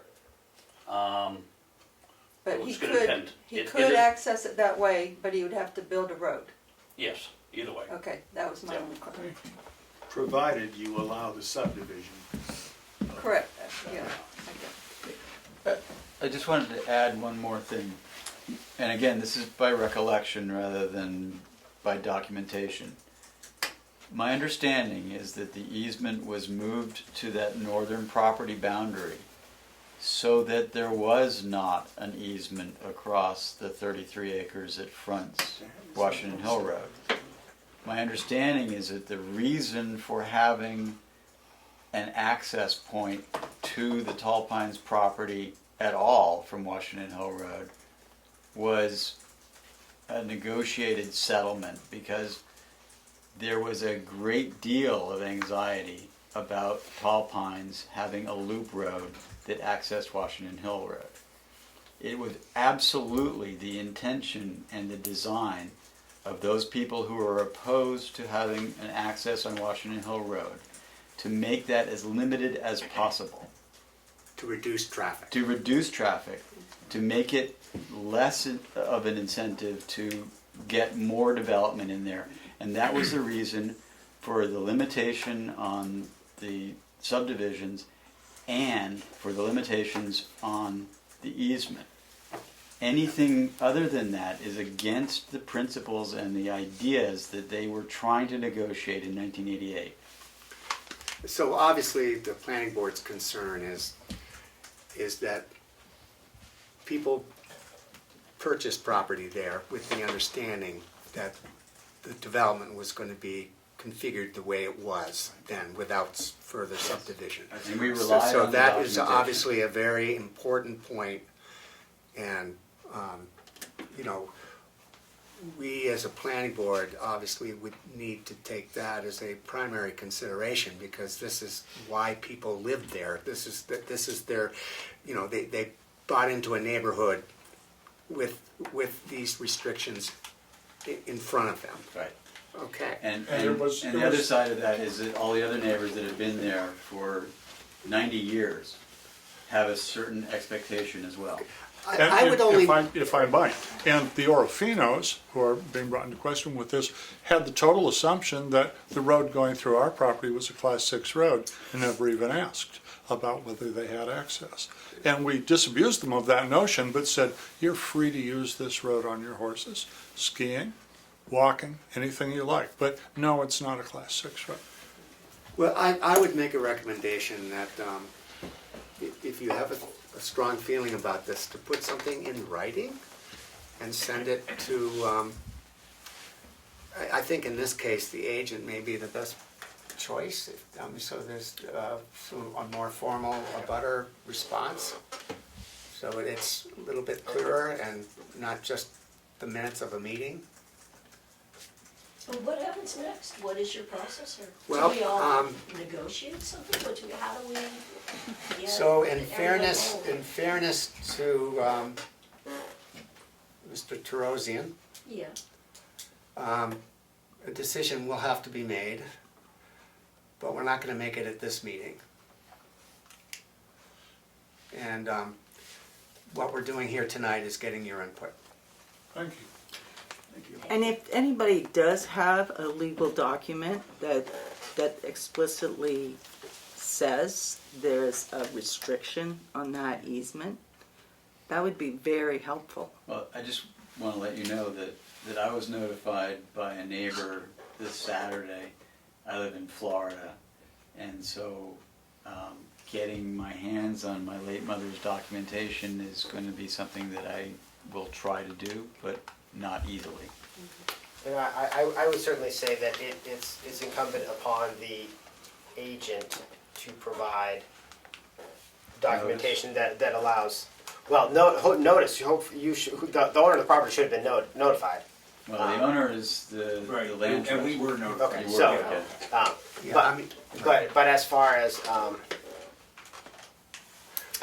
documentation being provided to us, the board, or we, the board, it's incumbent upon the agent. Or the owner. Well, I mean, It's to the me, the same thing. agent, well, but the agent is the one whoever is presenting Who's the the application. Jim Rhines from White Mountain Engineering and Surveying. oh, okay. So, Now, from my point of view, I was notified as an abutter, certified mail. I found it in my mailbox. I never signed for a thing. They didn't That's ask talk for a to the mail. They You signature. gotta never talk asked to for a the- thing. That's the. But no, it was. So that's sent. already an abrogation of the process in my No, mind. no, no, but- No, that's the post They didn't ask for a office. signature. They did registered mail, and then they send you back the notification Yeah. that it was delivered. But they did not request a signature, and no signature was given, but we got the mail. Okay, well, I'm going to, unless there's Thank you. limited further comment, I'm going to close this public hearing. Okay, thank Now, you. can we close the hearing and then have a discussion as a board and have some sort of We direction? we can, Not We're not gonna decision make it- as to whether or not Right. we will vote yea or nay on Right. this subdivision, but to give the applicant / agent some sort of direction as to. There's one more comment. Can I just ask a question about the procedure? If the hearing is closed, does that mean that we all who are interested will no longer have any opportunity to comment on whatever new information you happen to receive, or will it be reopened? so, assuming that, I think it has to be a multi-step process, but if they proceed because the board allows them proceed, with, with the intent that the board is saying that, in fact, it could be subdivided, then they would have to present a whole complete application, you would be re-noticed, and this whole new application would come before the board. Yes? So is the next step then having your attorney look at the deeds and determine whether or not it is subdividable? So, in fact, that's already been done. And it will be a part of the hearing, I guess, Well, it will be part of any direction given the landowner. because that's some of our knowledge and what we can say to the landowner. This is what, this is what we were advised by an attorney, and here are the steps. I mean, basically, the job now is we can say to the landowner, if you want to proceed, these are the things that will need to happen. It doesn't actually even mean that the subdivision could be approved. It just means that you can go forward to that next step, because this is a site plan review. I see. So we're in a to So- be determined date and time. That's right. You'll let us know. That's exactly Will be right. no, so if. And if it- clearly, there are lots and lots of issues here. Do we know what your attorney said? How he advised you? We haven't even discussed that Well, ourselves. we have not discussed it, but let's, I can only say this. A butter input is extremely valuable and very determinative. That's about all I can say. Thank you. Thank you. Okay.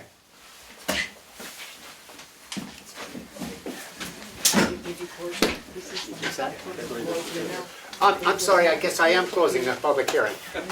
So that's, whatever, 7:26. Thank you for attending, everybody. Yeah, and something that one board member, I don't. So can we discuss the attorney's letter?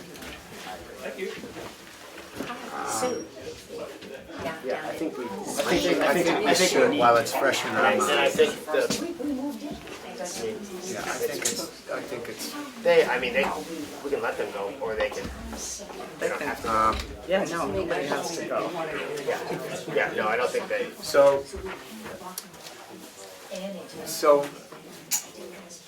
so this is an informal discussion. It's a board discussion, yeah. It's an inform, no, without a vote.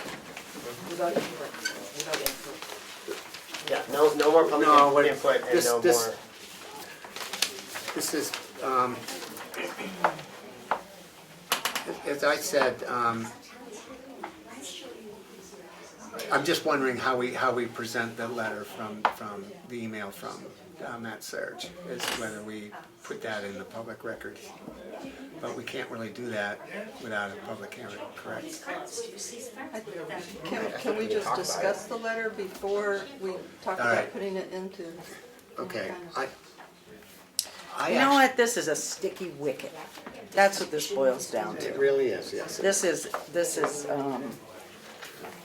Well, to discuss it becomes. it's complicated on its several different levels. Sheldon? Hold on, hold a sec. This is an attorney's letter. Should we have a non-public to discuss it? It's I an don't know if attorney's they letter. have those. Yeah.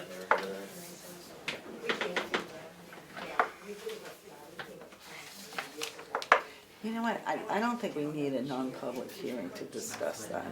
And I'll tell you why, because this is not, this is an overview of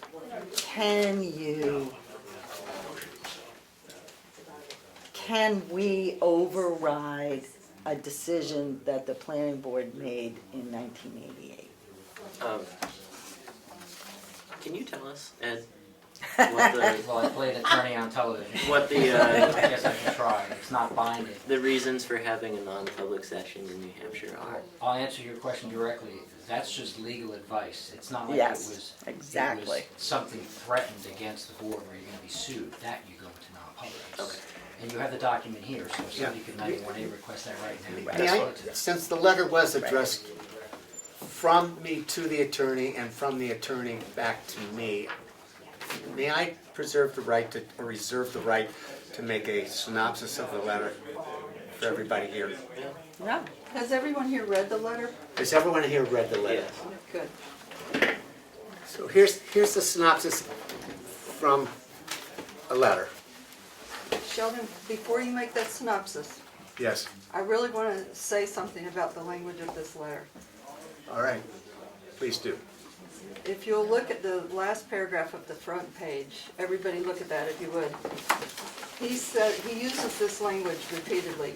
In the case you have presented, there does not appear to be, next line, the conditions seem to be. That language is very iffy.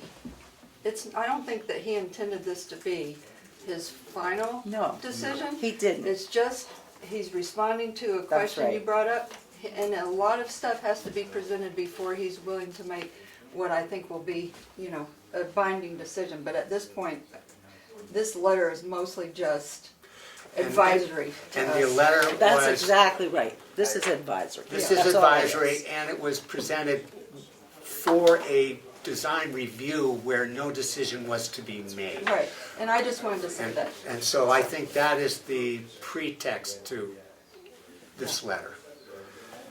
And basically, he's basically saying that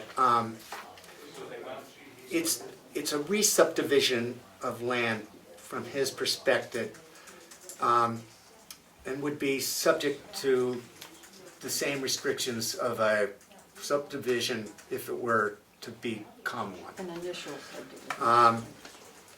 The deed on Lot 12 has no private restrictive covenant limiting further subdivision. So the decision was related to the planning board only. Go ahead. I can wait until after your synopsis, Okay. and then I'll. So it's not in the deed of Lot 12, and so he's thinking that it's a planning board decision, and, okay. The response I would make to that is, that plan that was put up there applied to a lot of people besides just the person who received a deed to Lot 12. And that the planning board made a decision that was relative to that plan, and it's on the plan itself. And I think, so, continue. I just Okay. want to say that. Well, yeah, and I think that makes a, I'm open to input, not anything I say as I say it. So then I will just say my piece then. So I along those same lines, I disagree that it was just a planning board decision.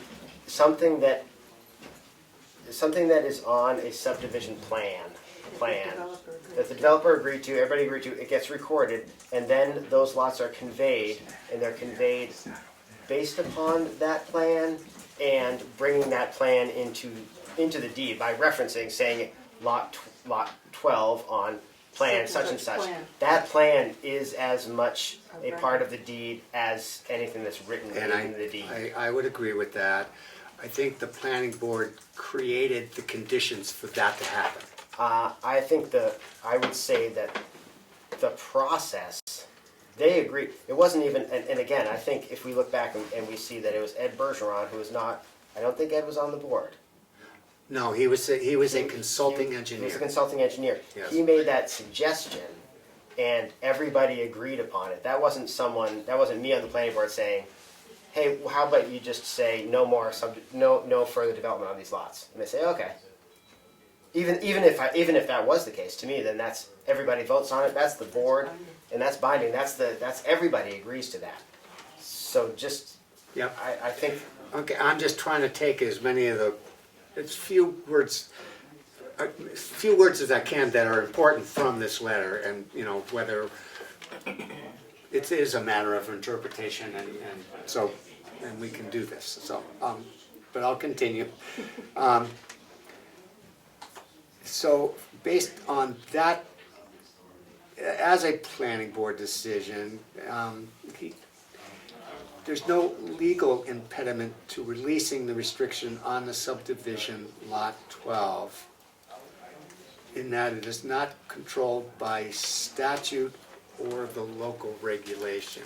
And I'm wondering about that as well. I mean, when I read that paragraph, the first thing that jumped out to me was there does not appear to be, and then he goes on and he makes assumptions. Those assumptions are really important. They're critical. He assumes that there seemed to be simply something one board member thought was advantageous at the time. What we heard tonight doesn't support this at all. And what is on that plan doesn't support this at all. And I think, you can't take his ultimate decision, you can't give it very much weight without, looking at all the assumptions he made to get to that decision. And if those assumptions are wrong, then the decision is wrong. So I would just say, But one of the things I think that's, so what he's trying to do is say, either you have no standing to do this, or you may have some standing to do this. And the way he's looking at this is, are we gonna get sued one way or another? I mean, that's why you ask for legal advice. right. And that's what it is, it's advice. And is it, it's not crystal clear, because he doesn't have all the information that you would need to have Well, to that's be the able thing. to be crystal The clear. advice is only worth the assumptions that go into the But advice. according to some legal precedents, he's saying he thinks this is possible. Not, yes, you should do it, Right. not, no, you shouldn't do it. Right. It's in a, it's in a wiggly area. And, we did hear from a lot of abutters tonight. And one of the things I do want to say, though, is what we heard was hearsay. We cannot listen to somebody who said, well, I was there and this is what people agreed to. Because we all know, sitting at this table, that we hear different things. And so we have to be, if we continue to do this, we need to have all the legality covered.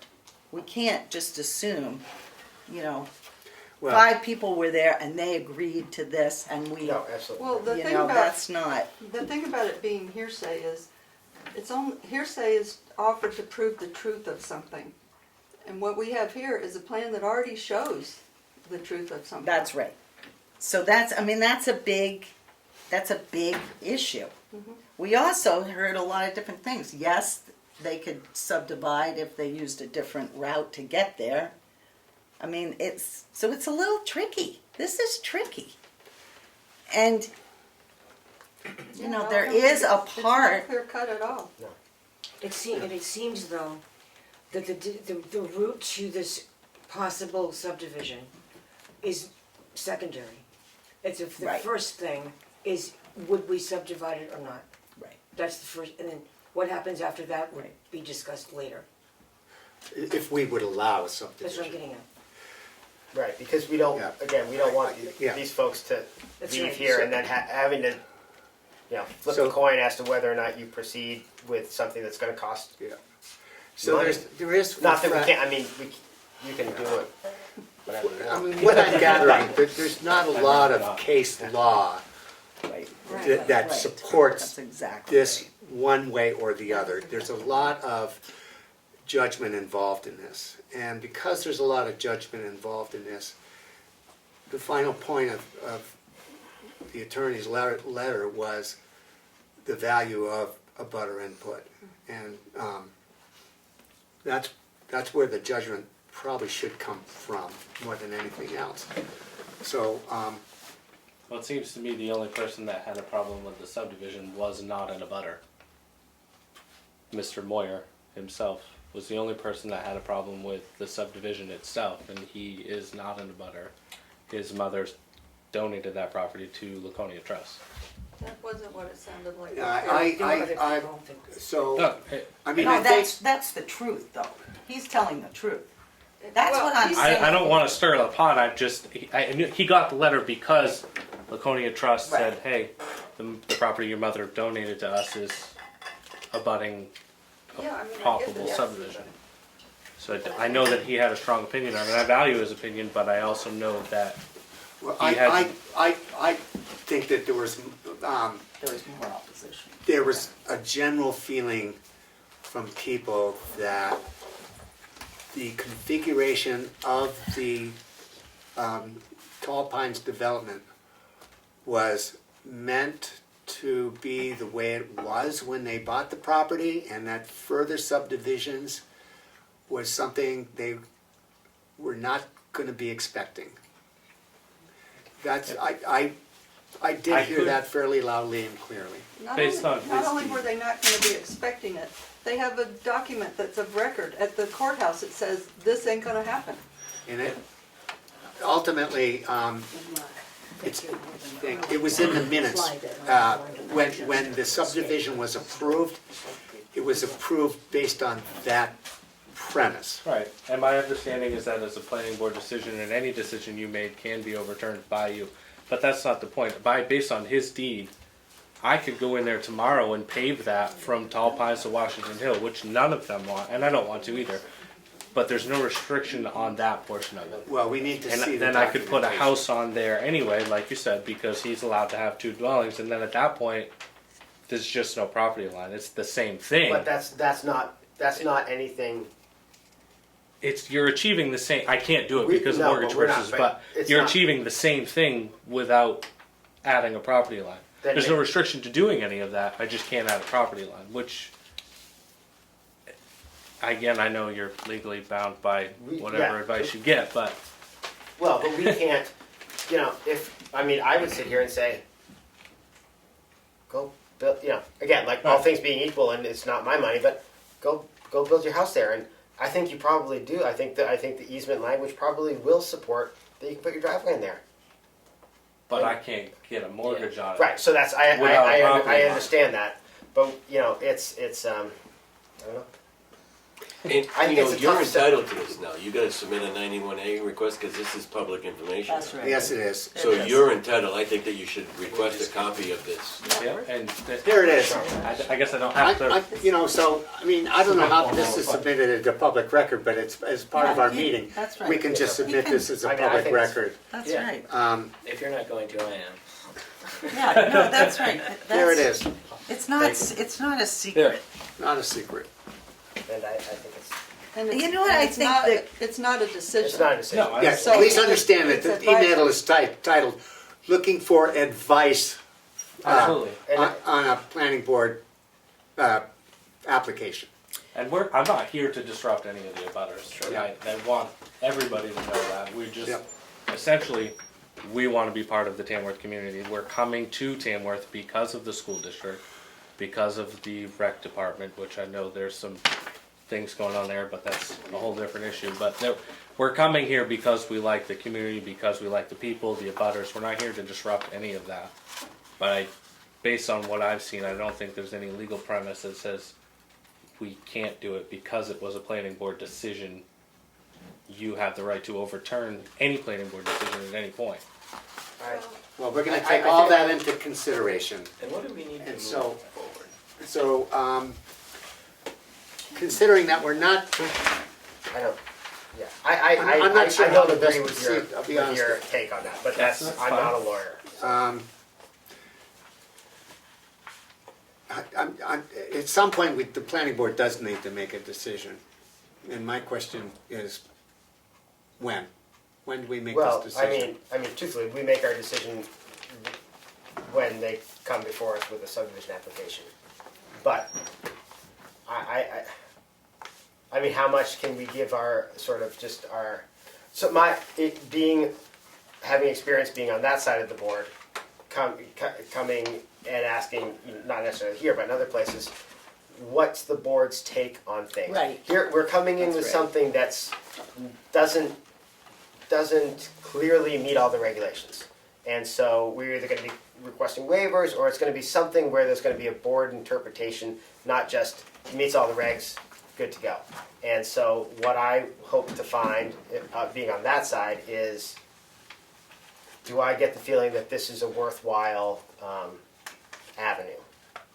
And That's that's basically where what you're I'm at, here and for. so- I mean, this Yeah. survey itself and all the other things that go along with it is looking to cost me about $15,000, and I need to know if I come back here with that spent, am I Yeah. wasting my time, or if I do it properly, you know. yeah, and unfortunately, you also have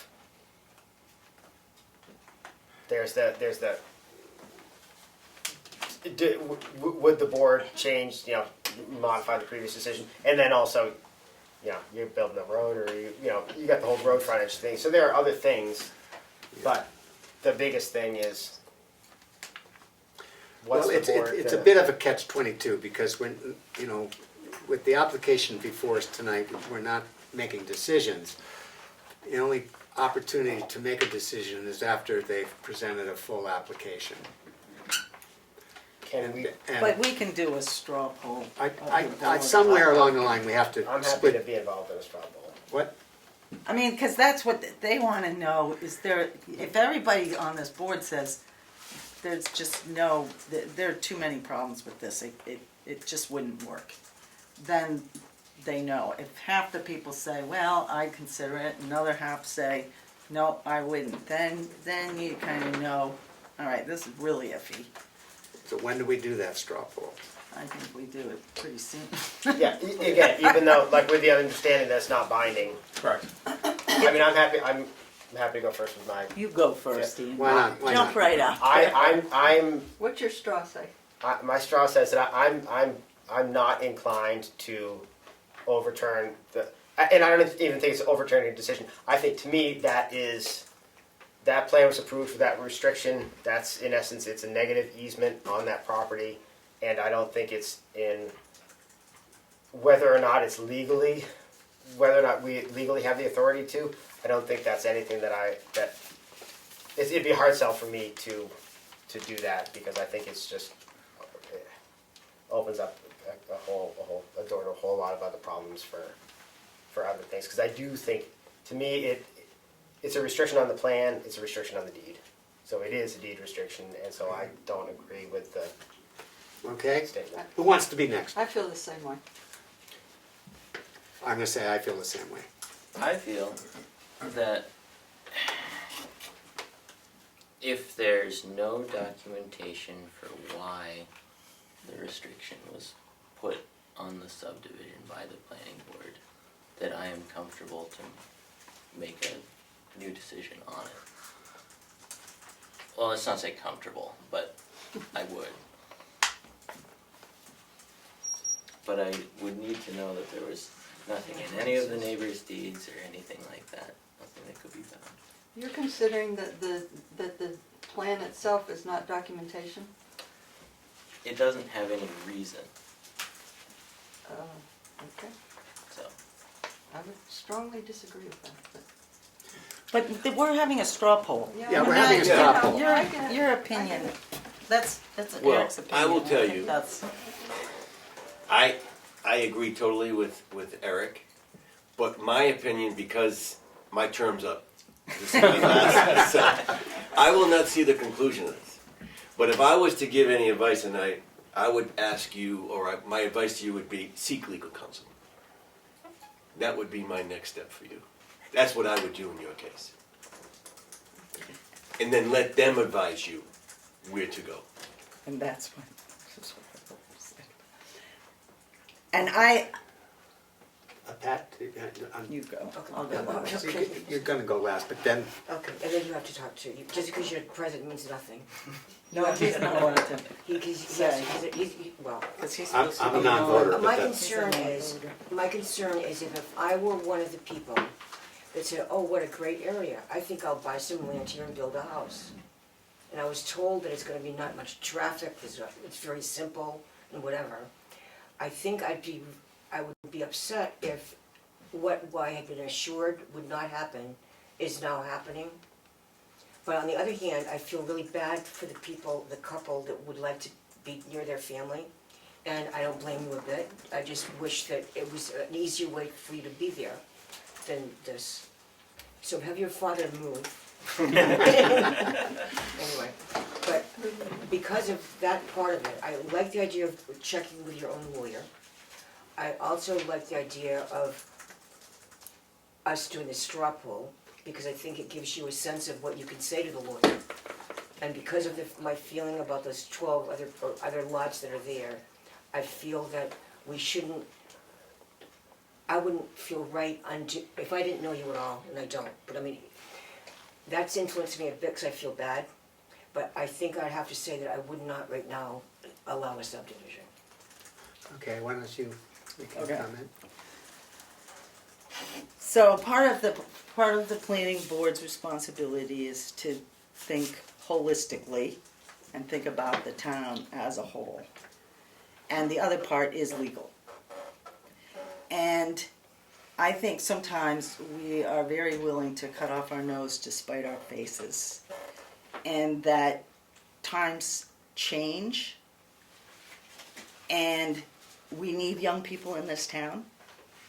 I believe that we should be making an effort in the town of Tamworth to make it affordable for young people to move here and live here. So that is the big picture. The legal picture is exactly what Eric said. We heard a lot of hearsay, and we need to know what the legal documents are. And you know, I agree that this is a legal document. However, there's, you know, is the deed restricted? We need to know all of those things. We need to know about that easement. And legal counsel will help get that. It's cheaper than 15,000. Hopefully. Maybe. Not much. Yeah. I mean, you heard the same arguments from the abutters that we did, so you should have a general feeling about that, and I think that's something you need to really consider.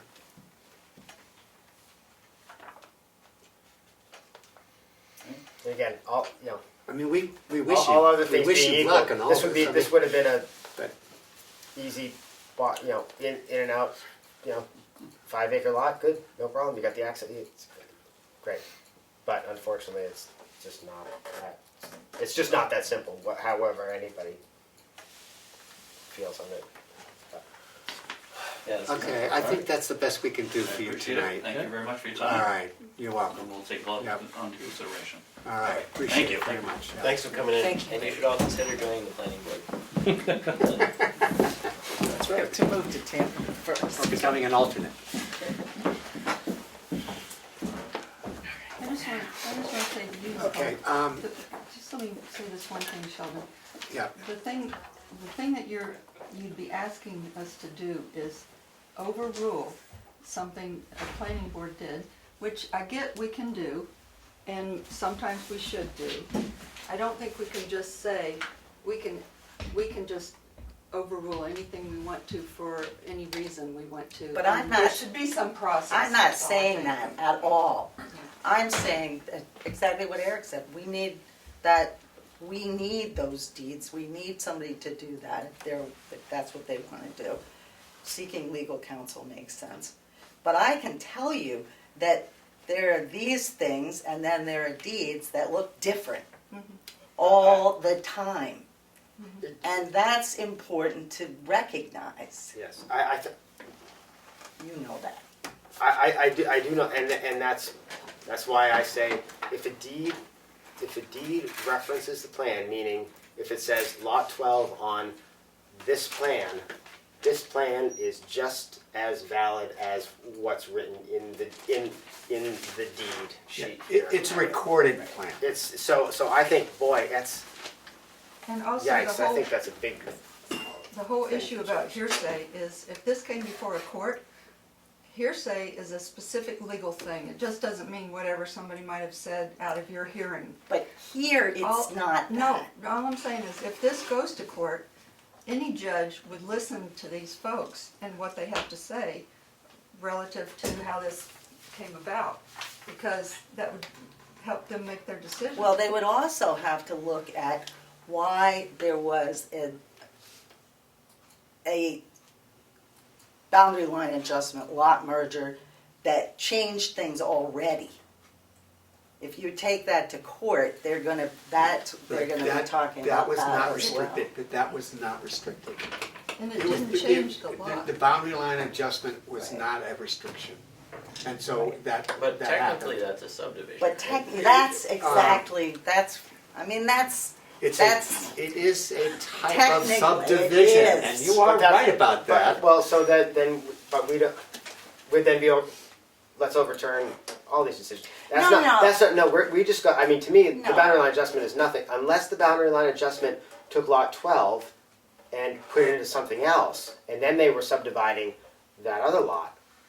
That's totally different. It's still lot 12. It's still lot 12 on this plan. So if you, I mean, to me, it says you can't subdivide lot 12. It doesn't matter if lot 12 becomes 7,000 acres. If it's still lot 12, you still can't subdivide it. As a good friend once said to me, we could discuss this till next Tuesday. That's All right, so let's move on. thank you. You mentioned the Killeen So the lot Colleens, merger. What is the latest on that? I'm not up to snuff. they did convey the proper, the one lingering property that was in different names. So the two lots were in different names. They did get them both under the same ownership, which is the both of them. They emailed the digital copy, which I think came to Melissa. I think it came to me, CC'd. I was in touch with Jamie today. He said that he dropped off paper copy on Monday, but what he did was, I believe he stuck it in the box out front here. And so it was, I'm assuming that he just stuck it in, and whoever picked it up was like, I don't necessarily know what to do with this. Okay, I did go to the town clerk at 10 minutes of 4 today. The office closes at 4 to ask if that particular deed had arrived to her. And she said no. Has anyone checked the box? I can't. The I inbox. can't. Oh, is there? Is it? Oh, yeah. But Well, we looked through the inbox, our inbox, and it's not there. it's not in our inbox. He didn't put it in our inbox. No, I meant the box on the door. So procedurally, it didn't happen. I don't know. Procedurally, it doesn't seem to have happened. I mean, I have it here. Okay. So, I don't know. In an effort just to kind of So get the it. application came in digitally, what was it, 2 months ago in December? It came in complete months ago. It came in complete but but inaccurate, I guess. But the two deeds for a lot merger were not under the same name, Correct. which was a technical problem. They've managed to fix the technical problem, but didn't present it to the board properly. Correct. Yes. Maybe. Can I make a suggestion? You could approve it conditionally, since you have a digital copy, conditional on finding the physical paper. In the box, In the box. on the door. Wherever Wherever it is. Whenever it gets delivered. I mean, That's just a. I mean, his intention was to get it to the board, he just, And it's he fumbled He it, did. that's all. he fumbled it somewhere. And I mean, and I did kind of go through and check to make sure that this latest deed, that they did, Does it match? the names match as they should be. It went from, one was in his name, the other was in both of their names. Now they're both in both of their names. Okay. So, and this is, it says unofficial document, but it's because someone took a picture. I like his idea. That's, So Approve let's, conditionally. in the interest of efficiency and moving this application forward, it not requiring a public hearing or any noticing of any kind, I'd like to hear a motion from the board. I move that we accept this lot merger conditional upon actual receipt of a real copy of the deed that was needed to be provided. I second that. Any further discussion? All those in favor say aye. Aye. Any opposed? So, we'll have to fill out that form. Once we get them. So, it was approved with that condition, correct. So we need to see the paperwork and then we can fill out the form. Oh, no, we can fill out the form with the condition. We need, that lot merger form, we can fill that out and sign that tonight with the condition. And once the condition is met, then it can be recorded.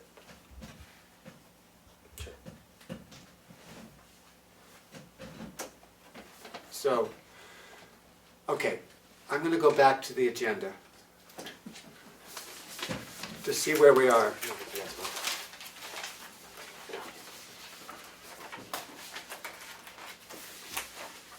If I can get there, sorry, people.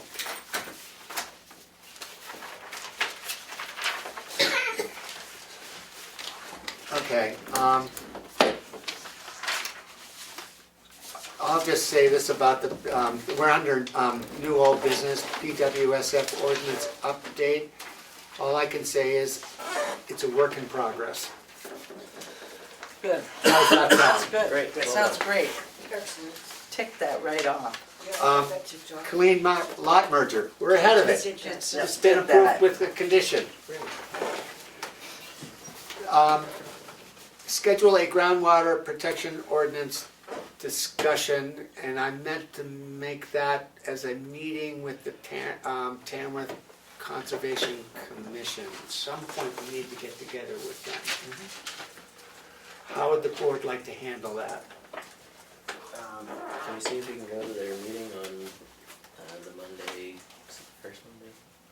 I should know this. When do you normally meet? I can never remember if it's the first or the second Monday. Well, if it's the first Monday, nobody will go because it's candidates night. Okay.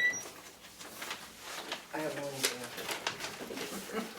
So, the question is, my feeling is that the planning board needs to invite them to our meeting. Okay. That's my decision, in the sense that it is a planning board item. It's under our jurisdiction. And so I think we should extend an invitation to the Tamworth Conservation Commission, and I would argue that that should happen at a work session. Okay. That makes sense. When do we want to do that? April, or May. If, I have to say, we have some unfinished business before us. Yes. We have, and I would argue that if we're gonna have a work session, I think I would rather be tying up loose ends than creating a new situation. That's my perspective. Does anyone else have a perspective? Can we not have them come to our next Another next month's meeting?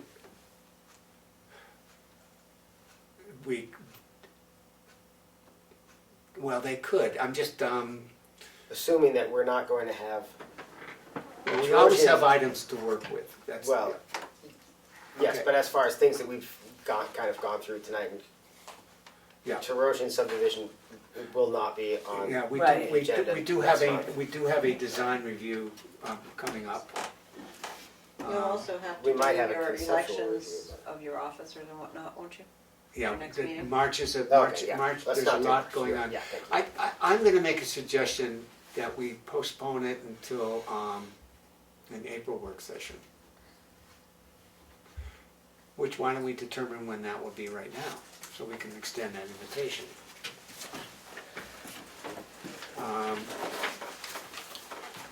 The April meeting is, so it's March 25th is our March meeting, and April 22nd is our April meeting. So why don't we make it 2 weeks after March 25th? A It Wednesday. should be the second Wednesday in April. Yeah, it should be Second the Wednesday is 8th. the Okay, the 8th of April. So, I'm not gonna be here, but you could. okay, so that's an invitation by me to the chair of the Tamworth Conservation Commission, Nelson O'Brien. Okay, so I can do that. Okay. Will it To be it- at 6 o'clock? Attend Yes. a work session meeting, 6 PM, April 8th. I will make that invitation. Okay.